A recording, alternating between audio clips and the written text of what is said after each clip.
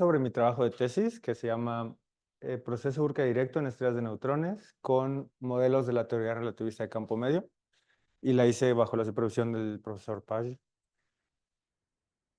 Y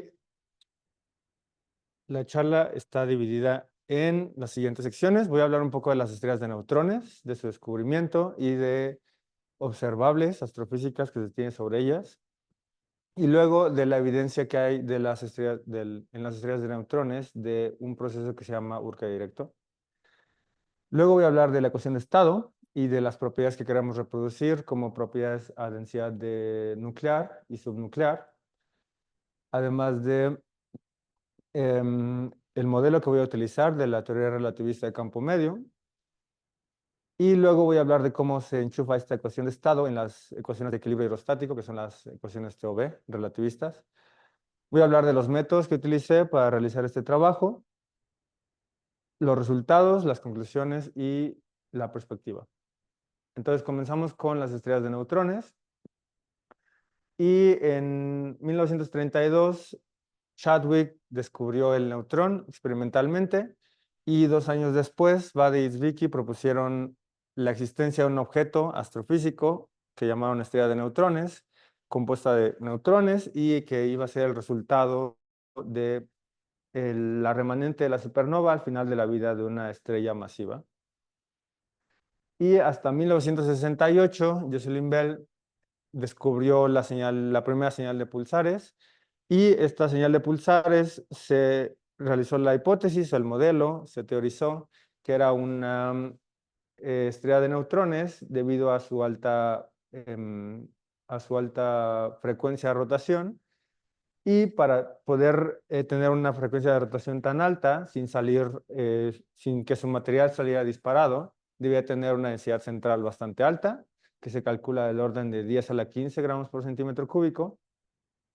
Y esto genera que tenga una masa de alrededor de 1 y 2.2 masas solares, un radio de 10 y 15 kilómetros. Y esta estrella de neutrones se tiene el modelo de composición, como se ve allá en rojo, no sé si se alcanza a ver, pero en la parte más externa se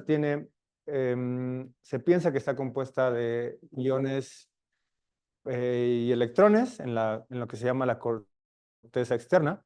Luego en la corteza interna empieza a aumentar la densidad, por lo que los neutrones empiezan a escaparse de los núcleos.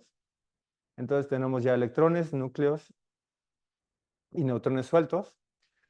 Posteriormente, en lo que se llama el carozo o núcleo, ya tenemos las partículas sueltas, ya no están en núcleos, sino que están en un líquido de Fermi, los neutrones y protones, o en un gas de Fermi, los electrones. Y se piensa que en el núcleo de las estrellas de neutrones hay un plasma de quarks y gluones de confinados en las más altas densidades.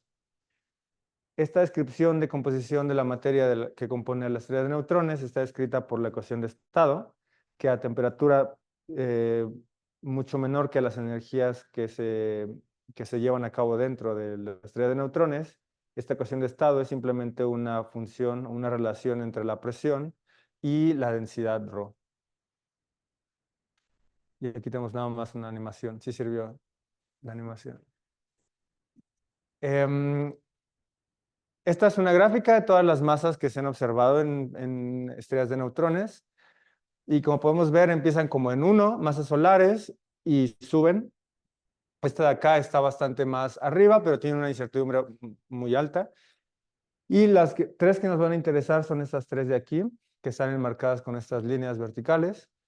Esas 3 tienen las masas más altas con menor incertidumbre, entonces vamos a usar esas 3 pulsares para reproducirlos, usando nuestra ecuación de estado y las ecuaciones de equilibrio hidrostático. Y si una ecuación de estado no puede reproducir masas tan altas en estrellas de neutrones, significa que la ecuación de estado está mala. Ese, el que es más alto, el gran Ajá. incertidumbre, es el que viene de ondas gravitacionales. Ese es el de, aquí es el J1740. Son pulsares estos, sí, sí. Porque de las ondas gravitacionales es 2.55 a 2.6 masas solares. Es la más Pero la binaria, ¿no? la binaria. La masa total, ¿no? No la binaria. No, No, una componente. Pero del 1708-17. Está en una binaria con un A lo mejor es el más reciente y a lo mejor no lo he agregado aquí, que probablemente. está en el límite, ¿no? De si es un agujero negro Ah, o sí, sí, está sí, en sí. la Es cierto, ahí me faltaría probablemente. Porque no, este es el 1748, que es un pulsar. Sí, sí. Por cierto, si tienen preguntas, me pueden interrumpir, ¿vale?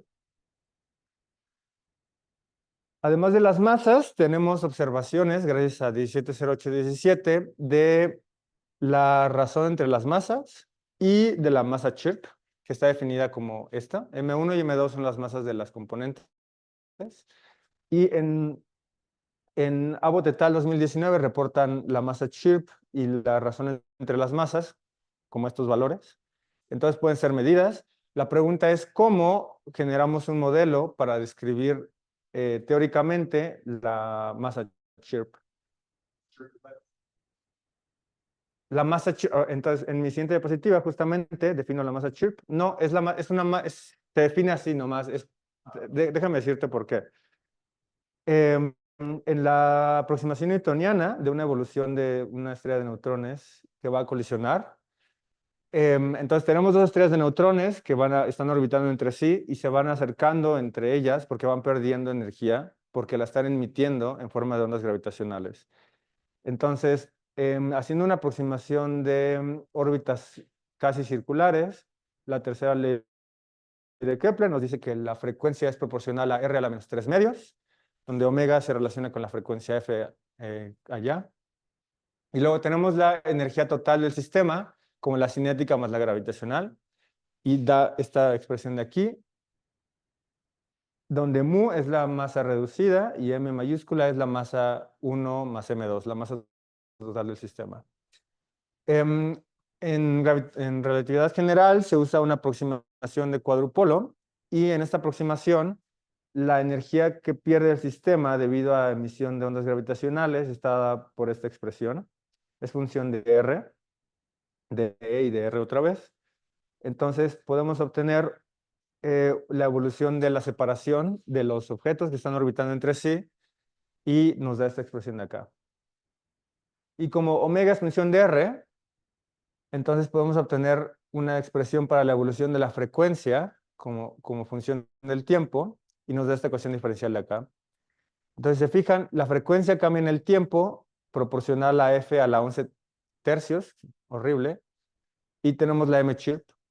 Y esta m-chirp se utiliza simplemente porque es el parámetro que se puede ajustar en la evolución de la binaria conforme va cayendo una alrededor de la otra. Y sale de esta aproximación, ¿no?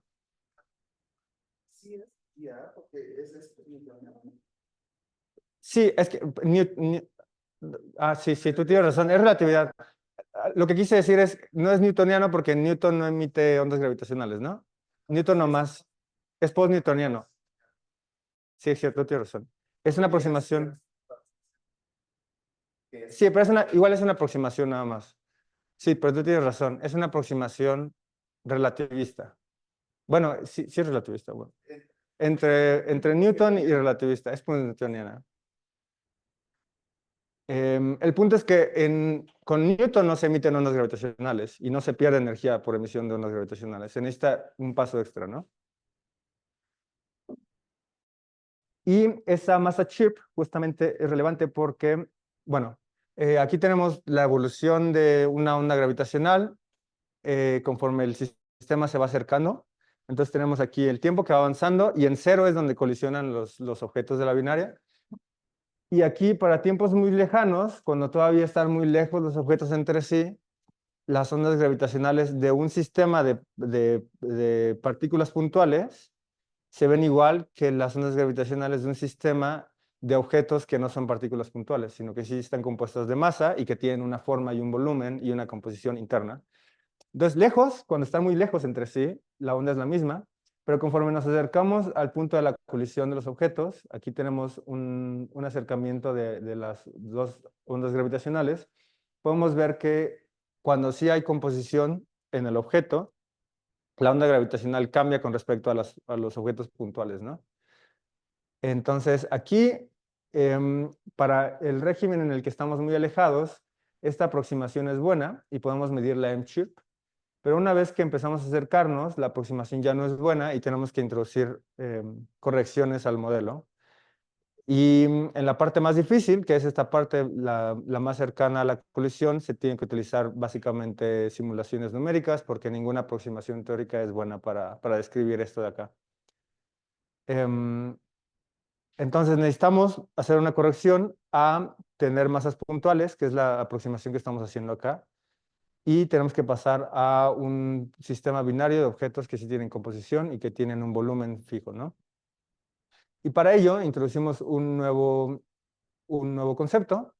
Entonces tenemos que, si tenemos un sistema binario que está orbitando uno alrededor de la otra, y tenemos una estrella que está en presencia de un campo gravitacional, con un momento cuadrupolar gravitacional E y J, a primera aproximación, la estrella va a reaccionar en su momento cuadrupolar linealmente, donde lambda es la constante de proporcionalidad. Entonces, esta lambda, esta constante de proporcionalidad, se le puede quitar las dimensiones y se transforma en una lambda mayúscula con esta constante acá. M es su masa. Y luego la lambda está relacionada con el número de log 2, K2. Y tenemos entonces esta expresión de acá. Entonces, ya que tenemos esta lambda, perdón, que es la deformabilidad de una estrella, podemos generar la deformabilidad de la binaria completa, que toma en cuenta las masas de las dos estrellas y la deformabilidad de ambas estrellas, lambda 1 y lambda 2. Y esto es importante porque también midiendo ondas gravitacionales podemos medir esta deformabilidad de la binaria, lambda tilde. Y en realidad, bueno, en Abbott et al. 2017 y 2019 solamente se pone una cota superior.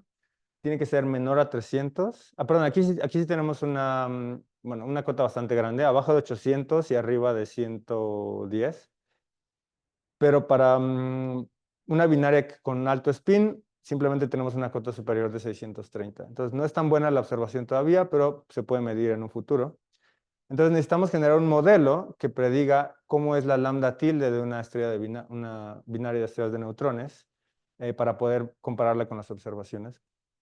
Entonces el modelo que se tiene para generar la lambda tilde se genera variando las ecuaciones de Einstein. Entonces aquí les voy a decir cómo se genera la K2. Entonces empezamos con una métrica esférica estática de una estrella de neutrones, como la que tenemos allá. Y esa satisface las ecuaciones de Einstein, que es la segunda línea, donde las x, y son las variables de materia en reposo, ¿no? En equilibrio hidrostático, todo está estable. Es una estrella así, estable. Y tenemos las ecuaciones de conservación, que son estas de acá. Entonces, la métrica de fondo y las variables estáticas siguen estas dos ecuaciones, ¿no? Esta y esta. Pero luego, si perturbamos la métrica, podemos sumarle a la métrica de fondo una pequeña perturbación H mu, y a las variables en equilibrio hidrostático las perturbamos también. Entonces nos va a dar que estas nuevas variables perturbadas también deben seguir las ecuaciones de Einstein. Entonces ahora ya tenemos esta forma de las ecuaciones de Einstein con las nuevas variables. Y ahora podemos expandir en Taylor alrededor de la métrica de fondo y de las variables de materia sin perturbar. Y tenemos aquí el primer orden, que es el tensor de Einstein evaluado en la métrica de fondo. Y, bueno, este es orden cero, perdón, y primer orden, ¿no? ¿Sí? ¿Les podría recordar a tus compañeros qué es G mayúscula? Ah, sí. Las ecuaciones de Einstein que están acá, el tensor de Einstein, que es el G alfa beta, es función del tensor de Ricci y el escalar de Ricci, que a su vez son funciones de contracciones del tensor de Riemann. Y el tensor de Riemann son muchas combinaciones de las segundas derivadas de la métrica. Entonces, esto nos dice la curvatura del espacio-tiempo. Este es un tensor que nos habla de la curvatura del espacio-tiempo al tener la segunda derivada de la métrica. Y de este lado, Lo vas a mencionar. Pero, ¿qué es el second log number? Sí, el second log number es simplemente es un parámetro que nos determina qué tanto se forma una, el cuadrupolo de una estrella en presencia del cuadrupolo gravitacional de un campo gravitacional. Entonces es simplemente una forma distinta de escribir el lambda que tenemos aquí. Lambda se relaciona con K2 y K2 es otra forma de escribir esta relación lineal, que es la respuesta lineal del momento cuadrupolar de una estrella en presencia de un campo magnético.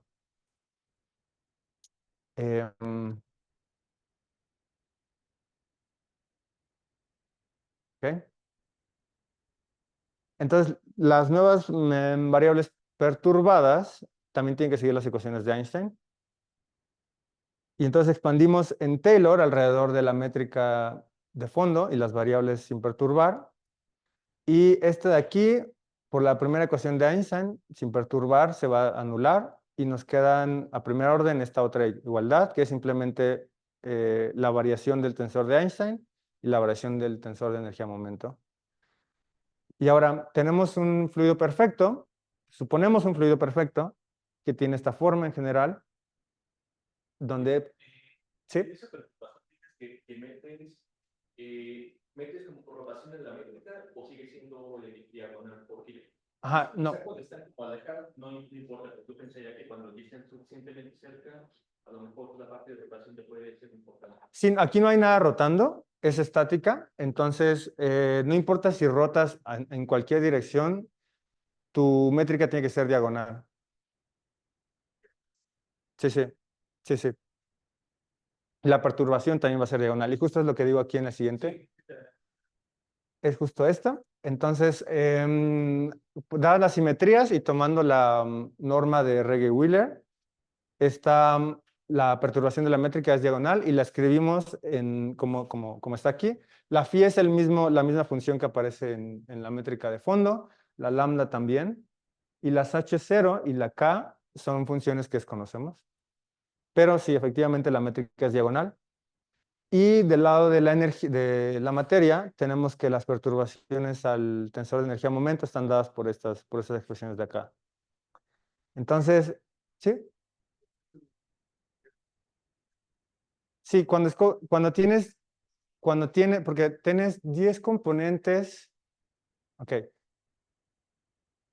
Cuando tienes un sistema simétrico que tiene n cantidad de simetrías, vas a tener, creo que n-1 elecciones para escoger tu marco de referencia o relaciones entre tus coordenadas en tu marco de referencia. Entonces, la norma de Regge-Wheeler te relaciona coordenadas entre sí, tal que al meterlas en las ecuaciones de Einstein, te simplifica muchas cosas. De hecho, esta métrica ya está simplificada. En general sería H0, H1, H2 y K. Pero usando simplificaciones relaciona funciones de la métrica entre sí y te puede relacionar H0 con H1, H2 con K, etc. Y simplifica el sistema de ecuaciones. Pero es simplemente una elección de cómo escoges tú tus coordenadas y cómo escoges tú las relaciones entre tus coordenadas. Em,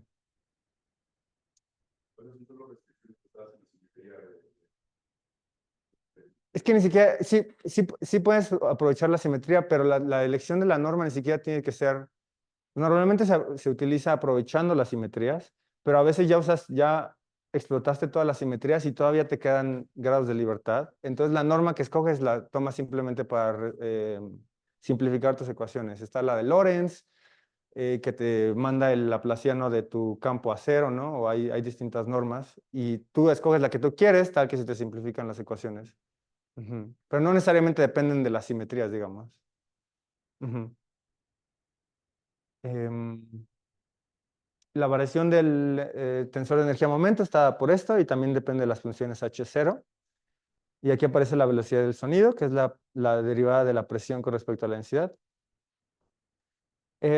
Y entonces cuando enchufamos estas variaciones del tensor de energía-momento y las variaciones de la métrica, que son funciones de h, y que van a ir pegadas aquí, en esta ecuación de acá.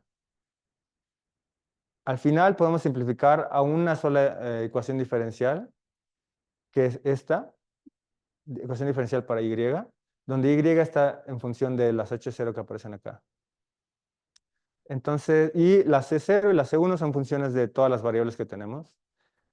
Y una vez que tenemos el valor de y en R, y que para eso hay que integrar las ecuaciones T o B junto con esta ecuación, pero una vez que tenemos el valor de y en R, en la superficie de la estrella, vamos a poder obtener el valor de K2 como función de y en R y de beta, que es la compacidad de la estrella, M entre R.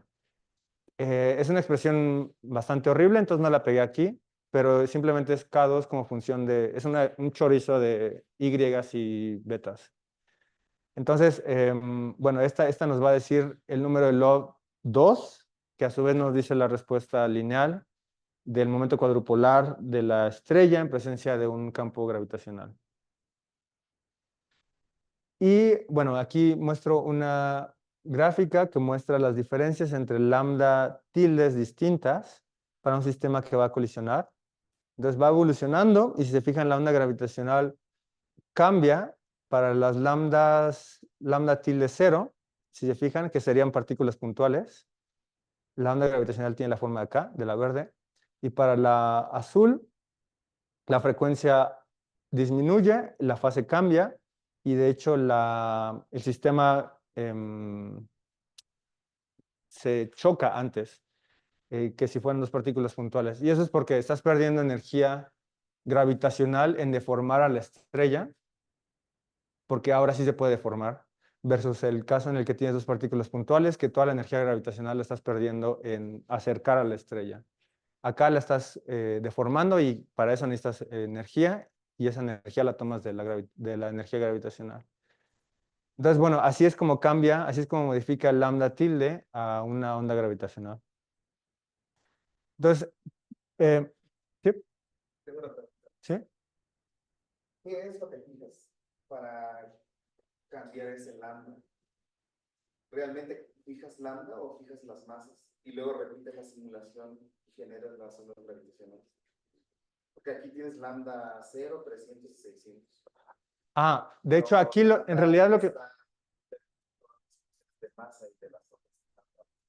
Sí, lambda, ok, lambda tilde depende de lambda 1, M1 y M2 y lambda 2, ¿no? Lambda 1 depende de esto, a su vez, del radio. Entonces, al final, nada más todo depende de R, M y K2. Así es. Y el K2 depende de la ecuación de estado. Entonces, si tú quieres fijar el lambda tilde, lo que tienes que hacer, bueno, dependiendo, aquí en este artículo lo que hacen, me parece, es simplemente fijar el lambda tilde y el lambda tilde y la H más, la polarización de la onda gravitacional, depende directamente del lambda tilde. Allí creo que no le tienes que mover a M1, lambda 1, etcétera, solo a lambda tilde. Ok. Sí, porque es importante para ver, porque una es una observable, ¿no? Que se constriñe y luego la usas para... Así es. De las observaciones, tú construir tus ecuaciones de estado. Así es. Que Sí. no entiendo la conexión. Ah, ya entiendo. Sí, lo que se conoce es lambda tilde, pero lambda tilde es este chorizo y puede cambiar M1, M2, tú tienes razón, K2 de la binaria. Si quieres ahorita lo discutimos, lo que se hace para construir, bueno, ahorita puedo discutirlo en el método. Entonces tenemos varias observaciones astrofísicas, tenemos las masas, máximas que queremos reproducir de las estrellas de neutrones, los radios de una estrella de 2.1 masas solares y el radio de una estrella de 1.4 masas solares. Y tenemos las observables de ondas gravitacionales que tenemos acá, que vamos a considerar como una sola. Entonces, en realidad, justo yo para constreñir, fijo mchirp, y mchirp depende de M1 y M2. Luego, si yo escojo dos estrellas con mchirp fijo, su Q puede ser mayor o menor a 0.73. Si es mayor, entonces ahora sí paso al último paso, que es si su lambda tilde es menor a 630, entonces pasa a la constricción. pero sí depende de muchas combinaciones de M1 y M2 y sus radios. Y una última observación astrofísica es el proceso de Urca directo dentro de una estrella de neutrones. Entonces, bueno, el proceso de Urca directo es este que tenemos aquí. Tenemos un ciclo en el que un neutrón decae en un protón, un electrón y un antineutrino, seguido de una captura de electrón por un protón, se transforma en un neutrón y en un neutrino. Para que esto pueda ocurrir, por conservación de momento, en el sistema denso de estrellas de neutrones, tiene que haber una fracción de protones mayor que un noveno. La fracción de protones es NP entre la densidad bariónica total. Entonces, para que esto ocurra, para que este ciclo ocurra, perdón, tiene que suceder esto. Entonces, no siempre puede suceder. Pero una vez que ocurre, entonces los neutrinos y antineutrinos escapan de la estrella de neutrones porque su camino libre medio es mucho mayor que el radio de la estrella. Es decir, la probabilidad de que el neutrino choque con una partícula dentro de la estrella de neutrones es muy baja y entonces escapan. Y al escapar pierden energía y pierden energía como esta expresión de aquí. Y aquí lo único que importa es que, bueno, la dependencia con respecto a la temperatura, 10 a la 9, su potencia es a la 6, depende de la fracción de electrones. Y aquí hay una función de Heaviside, es decir, que en cuanto se prende el Urca directo, en cuanto pasa esto, la estrella empieza a perder muchísima energía. Entonces, la estrella se enfría. Y aquí tenemos una gráfica de evolución térmica, temperatura contra edad de distintas estrellas de neutrones, de hecho, de distintos objetos compactos. En azul tenemos las mediciones bien de estrellas de neutrones. En café tenemos límites superiores de temperatura de estrellas de neutrones. Y en verde tenemos límites superiores de temperatura de objetos compactos, donde no se sabe si es una estrella de neutrones o un agujero negro. Y las curvas negras describen la evolución térmica de estrellas de neutrones, cambiando la composición de sus capas externas, si tienen o no superfluidez o si tienen o no superconductividad. Entonces, cualquier dato que esté a la derecha de alguna de estas curvas negras, a la derecha o arriba, puede ser explicado por esos modelos. Pero estos modelos no incluyen pérdida de energía por Urca directo. Entonces, si las curvas negras no pueden explicar ese dato, significa que le hace falta el Urca directo, es decir, al modelo. Entonces, cualquier dato que esté por debajo de la curva gris implicaría que, si como los modelos no lo pueden explicar, significa que hay un proceso que lo está enfriando más rápido, más eficientemente, y ese proceso es el Urca directo, porque es el único que no está incluido en los modelos. Entonces aquí como prueba de la existencia del Urca directo dentro de una estrella de neutrones, tenemos el dato más contundente sería el D, que efectivamente está a la izquierda de las curvas. Y bueno, aquí tenemos todos los verdes, que no se sabe si son objetos, perdón, si son agujeros negros o estrellas de neutrones. Entonces, bueno, el D es el que vamos a tomar como que efectivamente sí existe el Urca directo dentro de estrellas de neutrones. Y entonces vamos a querer reproducirlo. Y para eso tenemos que construir una ecuación de estado, y la ecuación de estado tiene que reproducir materia materia nuclear, que es la que sí se conoce, que se tiene en laboratorios, que se puede hacer experimentos con ella. Y de los núcleos sabemos varias cosas. En particular tenemos que su vida es más estable para baja cantidad de nucleones, o sea, neutrones y protones en un núcleo. A los núcleos les gusta estar en esta línea de identidad entre los neutrones y los protones en el eje Y. Pero conforme aumentan los nucleones, es decir, la cantidad de neutrones o protones en el núcleo, la línea más estable se recorre hacia los neutrones. Es la línea negra, ¿no? Entonces, conforme aumenta la cantidad, el número atómico de los núcleos tienen más neutrones que protones. Y esa es una propiedad de la materia, a densidad nuclear que queremos reproducir.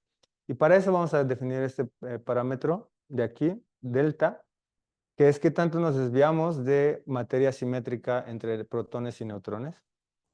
Entonces, conforme mayor es delta, menor cantidad de protones tenemos. Y luego tenemos el parámetro de densidad de saturación. Como la materia de estrellas de neutrones es muy densa, vamos a tener densidades más altas que las de los núcleos, ¿no? Este es puros núcleos y tiene una densidad fija. pero en estrellas de neutrones tenemos densidades más altas, entonces vamos a querer describir densidades más altas, y este parámetro G nos va a describir qué tanto nos alejamos de la densidad de un núcleo. Parametrizamos la densidad de energía, perdón. Tenemos aquí valores que se pueden medir, como la masa del nucleón, la binding energy, la energía de ligadura a densidad de saturación, la incompresibilidad a densidad de saturación, la energía de simetría, que es lo que le cuesta al sistema por tener más neutrones que protones, y su pendiente. Entonces aquí les muestro qué significa cada uno de estos términos. Tenemos una curva de energía por nucleón contra densidad. Aquí la densidad de saturación es a la que están los núcleos, y su energía por nucleón está aquí, es la binding energy a SAT, a esta densidad de NSAT. Y la curvatura de esta curva es la KSAT, que es la incompresibilidad. Estos tres se pueden medir. Esta es en materia simétrica, es decir, misma cantidad de neutrones que de protones. Entonces están acá, en esta parte. Luego, si nos vamos más arriba, empezamos a irnos hacia el régimen en donde tenemos más neutrones que protones. Y acá se puede medir, bueno, la curva negra de acá al fondo es esta misma, y la verde es la energía por nucleón para materia de puros neutrones. Entonces hay una diferencia de energía entre materia simétrica y materia de neutrones, y también se puede medir, así como su pendiente. Entonces, estos tres más dos parámetros se pueden medir en el laboratorio, y vamos a querer reproducirlos con nuestros modelos de ecuaciones de estado. Además de un último parámetro, que es la masa de Landau del nucleón, que está dado por su momento de Fermi y su masa. Entonces aquí pongo los valores que quiero reproducir, que están dados en distintos artículos y que alguien se puso a medir en un laboratorio. Y además quiero reproducir la energía por partícula a densidades más bajas que la de saturación. Y estas son predicciones teóricas que se tienen bastante confianza en ellas. Entonces queremos reproducir datos experimentales a densidad de saturación y datos teóricos de predicciones de la teoría efectiva de campos quiral. Entonces, para construir la ecuación de estado vamos a utilizar el modelo relativista de campo medio. Entonces vamos a utilizar un modelo relativista porque vamos a manejar densidades altas y queremos reproducir adecuadamente los efectos relativistas. Tenemos muchas partículas, entonces vamos a ocupar campos. Tenemos un sistema isotrópico, homogéneo y estático. Vamos a usar un modelo efectivo y con la aproximación de campo medio para reducir la dificultad de las ecuaciones. El teorema de Noether nos dice que por cada simetría continua vamos a tener una corriente de Noether conservada, y en este caso la corriente de Noether está dada por el tensor de energía-momento, que es función de la densidad lagrangiana, y de sus campos, ¿no? Los campos que aparecen en la densidad lagrangiana. Para un fluido perfecto tenemos este tensor de energía-momento, y el teorema de Noether nos va a relacionar entonces con esta definición y esta relación a la densidad de energía como función de las derivadas de la lagrangiana y de la lagrangiana per se, y a la presión también, ¿no? Entonces ahora, para saber cuánto es epsilon, que es una cantidad macroscópica de bulto, que es la densidad de energía, necesitamos dar un modelo microscópico, y esto nos lo va a dar el lambda, ¿no? Entonces el lambda que escogemos es este, y es una función de los campos. Tenemos un campo fermiónico que va a representar al neutrón y al protón. Tenemos a un campo fermiónico de leptones, que va a representar al electrón y al muón. Y luego tenemos campos mesónicos, que son el sigma, el omega y el rho, que van a representar la interacción entre los neutrones y protones. Entonces tenemos los términos de energía cinética, de masa de cada una de las partículas y de interacción. Y aquí vamos a tener un potencial efectivo de autointeracción entre mesones, que nos va a modificar la densidad de energía. Entonces tenemos tres variables de los mesones, sigma, omega y rho. Luego tenemos 4 fermiones, que son el protón, neutrón, electrón y muón. Entonces tenemos 7 variables. Y tenemos las 3 ecuaciones de campo de acá, que vienen de sacar las ecuaciones de Euler-Lagrange de este lagrangiano. Y vamos a necesitar 4 ecuaciones más entonces, porque tenemos 7 variables. Entonces para materia simétrica, que es misma cantidad de neutrones y protones, se divide la densidad bariónica en 2. Y no vamos a tener ni electrones ni muones. Entonces, esta nos va a servir para reproducir la NSAT, la BSAT y la KSAT, de las que les hablaba hace rato. Y luego para materia de neutrones tenemos toda la materia de neutrones y el resto de partículas son cero. Entonces ya están ahí nuestras 7 ecuaciones. Y para describir materia de neutrones vamos a tener equilibrio beta. Y para equilibrio beta tenemos este sistema de 4 ecuaciones. Tenemos conservación de número bariónico, neutralidad de carga en una estrella de neutrones. Y aquí está el equilibrio beta, en el que los potenciales químicos se equilibran entre sí. Entonces tenemos otras 4 ecuaciones. Y dependiendo del caso, vamos a usar esta, este o esta, ¿no? Y como tenemos 7 ecuaciones para 7 variables, el sistema tiene solución. Y para cada densidad bariónica va a tener un valor el sigma, el omega, el rho y todas las demás variables, ¿no? Entonces podemos obtener el epsilon y el p. Y la solución es unívoca, entonces tenemos una relación p como función de epsilon. Entonces tenemos ya con esto la ecuación de estado. Ya que tenemos la ecuación de estado, la podemos enchufar en las ecuaciones de equilibrio hidrostático, que son las TOB. Entonces, bueno, esta es P es la ecuación perdón, ecuación diferencial para P, para M, para el campo gravitacional phi y para Y. Y es la variable que habíamos definido hace rato, ¿no? Y si se fijan, tenemos P, phi, M, Y y ρ, entonces son 5 variables y vamos a tener 1, 2, 3, 4, 5 ecuaciones, ¿no? Entonces el sistema también nuevamente tiene solución, dada una condición inicial. Y aquí es importante notar que la P como función de ρ nos va a determinar una velocidad del sonido, que es la derivada de la presión como función de la densidad. Y esta es relevante porque dependiendo qué tan alta, qué tan fuerte o qué tan suave es la velocidad del sonido, es decir, qué tan alta es esta pendiente, la materia puede o no sostener el campo gravitacional y la atracción gravitacional de la estrella. Entonces, si es muy baja la velocidad del sonido, una estrella no puede aguantar tanta masa porque colapsa. Y si es muy alta, entonces puede aguantar cada vez más masa.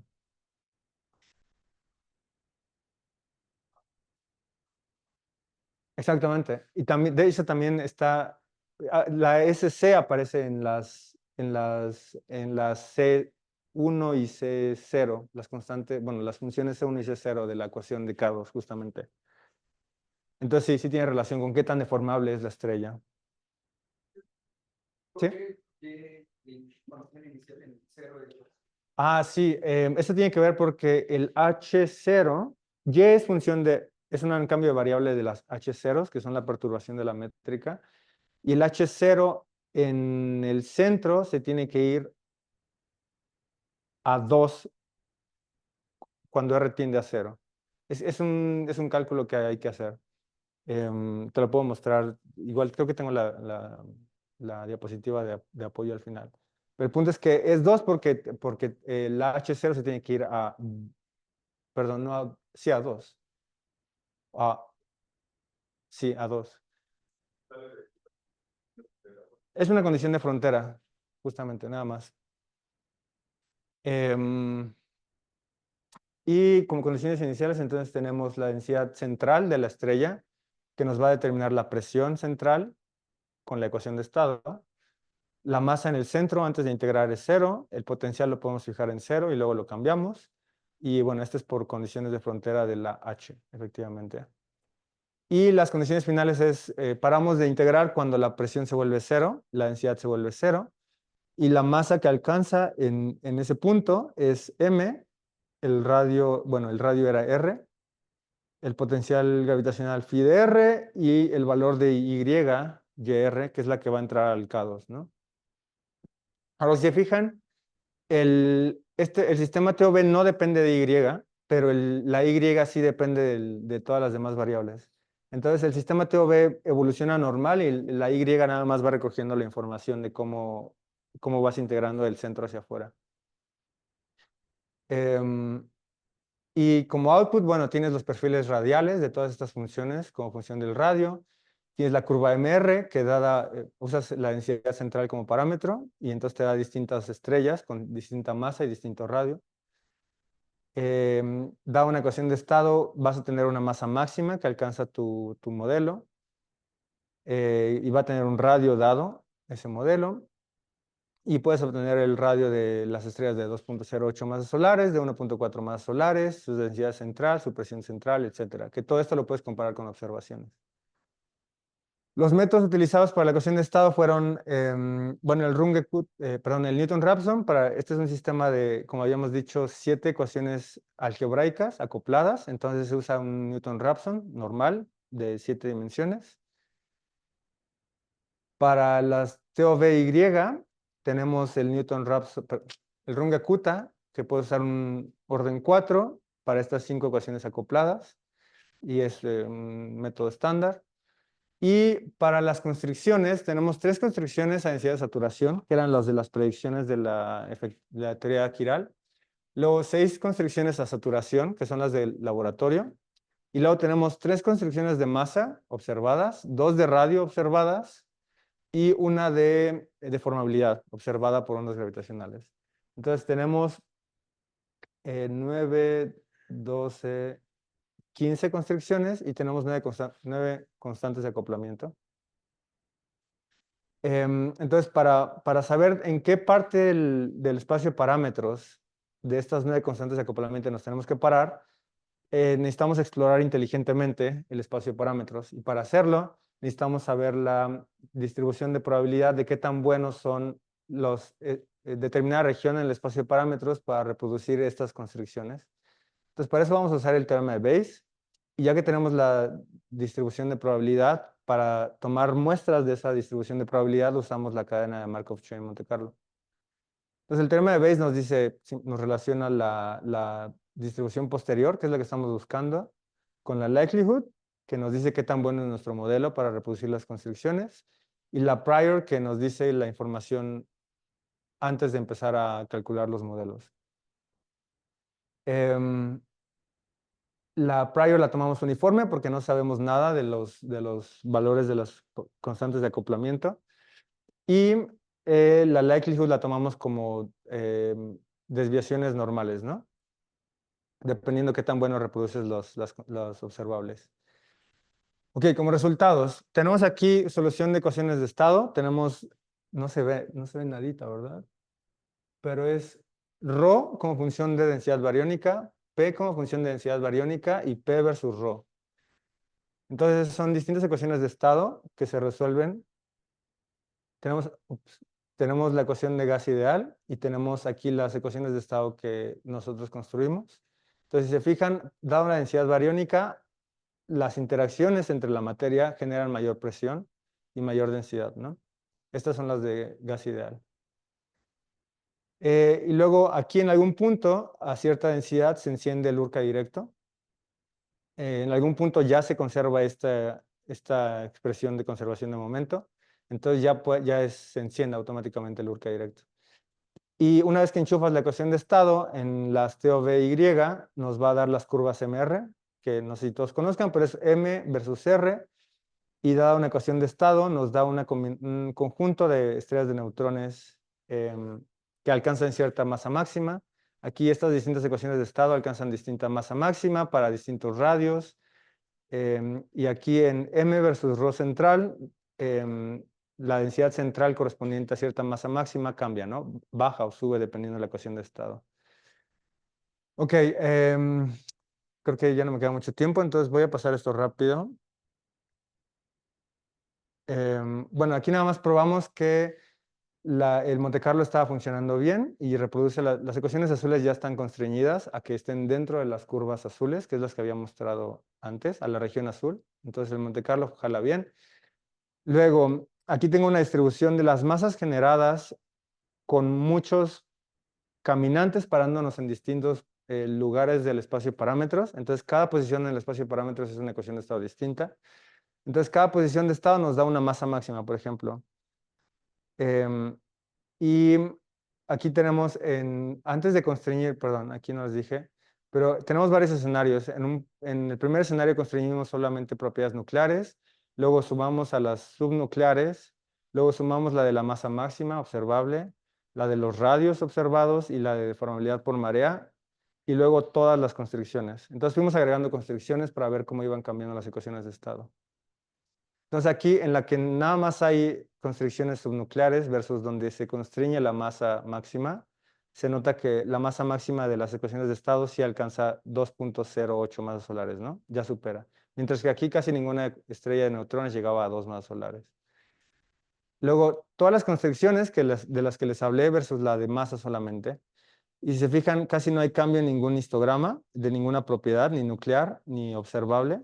Entonces, en realidad, las constricciones de radio y de formabilidad por marea de Abbott et al. No son muy restrictivas ahorita todavía. Ok, y aquí esto es importante. Tenemos la distribución de los valores para L, que es el valor, la pendiente que les había dicho a densidad nuclear. Las histogramas con línea continua son ecuaciones de estado que permiten el Urca directo en estrellas de neutrones y las rayadas son las que no lo permiten. Entonces hay una diferencia entre las ecuaciones de estado que sí lo permiten y no lo permiten en el valor de L, en el de K también. Entonces esto se puede medir. Si en algún momento resultara que L está por acá, entonces nuestras ecuaciones de estado dirían que ese L está dado por una ecuación de estado que sí permite el Urca directo en estrellas de neutrones. Aquí un poquito de datos. Aquí, conforme vamos agregando constricciones, van cambiando el porcentaje de modelos que sí las cumplen.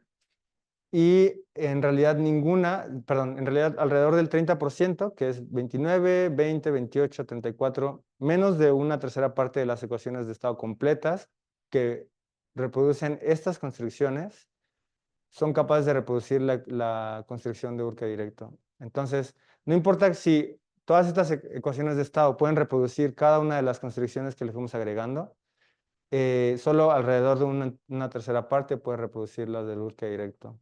Entonces, es una constricción fuerte. Aquí nada más para ver que la ecuación de estado, las negras son las que no tienen Urca directo en estrellas de neutrones y las rojas son las que sí tienen Urca directo en estrellas de neutrones. Y la ecuación de estado en realidad está degenerada. No hay diferencia más que en esta región de baja densidad, bueno, medio alta densidad, mejor dicho. Luego tenemos aquí una distribución de la velocidad del sonido, que es lo que hablábamos, como función de la densidad. Y aquí para construir, bueno, aquí podemos ver que la velocidad del sonido aumenta y en algún punto puede llegar a un máximo y bajar o seguir aumentando. Y hay un límite que se llama el límite subconforme, que es 1/3 aquí. Y podemos ver que todas las velocidades del sonido de todas las ecuaciones de estado superan este límite. Entonces, hay predicciones de teorías que te dicen que la velocidad del sonido siempre va por debajo, y aquí tenemos que todas las ecuaciones de estado en realidad siempre la superan. Entonces, probablemente esas teorías no son muy buenas para reproducir observaciones astrofísicas. Ya como último resultado, ya es el último resultado. Como último resultado, tengo aquí una distribución de curvas MR. Aquí tenemos millones de ecuaciones de estado y podemos ver cómo se distribuyen en este panel MR, ¿no? Entonces tenemos aquí curvas de nivel a 1 sigma, 2 sigmas, 3 sigmas. Y podemos ver que, por ejemplo, todas las negras, los contornos negros están hacia la derecha de 11.75 para estrellas de baja masa, ¿no? De aquí para allá. Mientras que hay unas rojas que están aquí todavía a radios menores. Otra vez, rojas es que sí tienen Urca directo y negras es que no lo tienen, ¿no? Entonces, la medición, aquí podemos ver que hay una región donde no coinciden. La medición de una estrella de neutrones de baja masa y radios bajos nos diría, ok, tus ecuaciones de estado negras son malas porque no pueden describir esa estrella de neutrones, pero las rojas son buenas porque sí las pueden describir. Si encontráramos una estrella por acá, entonces ni las rojas ni las negras podrían describir esa estrella de neutrones y entonces este modelo sería desechado. Cualquiera de esas ecuaciones de estado no sirve para reproducir la realidad, entonces una observación aquí desecharía todos estos modelos. Y bueno, aquí lo mismo, esta región aquí es similar acá, ¿no? Y bueno, esa ya es simplemente una de las predicciones de esta teoría. Simplemente, ok, si está aquí una estrella de neutrones, entonces tus modelos son buenos, los modelos rojos, los negros no. Fuera de las regiones, ninguno es bueno.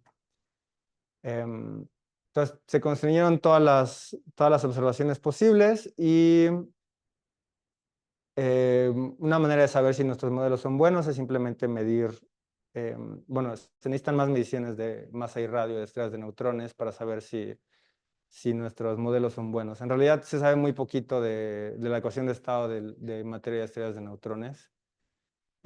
Ojalá con observaciones de ondas gravitacionales se pueda saber más, pero para eso todavía falta. Y para la siguiente generación de observatorios de ondas gravitacionales también todavía faltan 10, 20, 30 años, no sé. Y ya, eso es todo. Muchas gracias.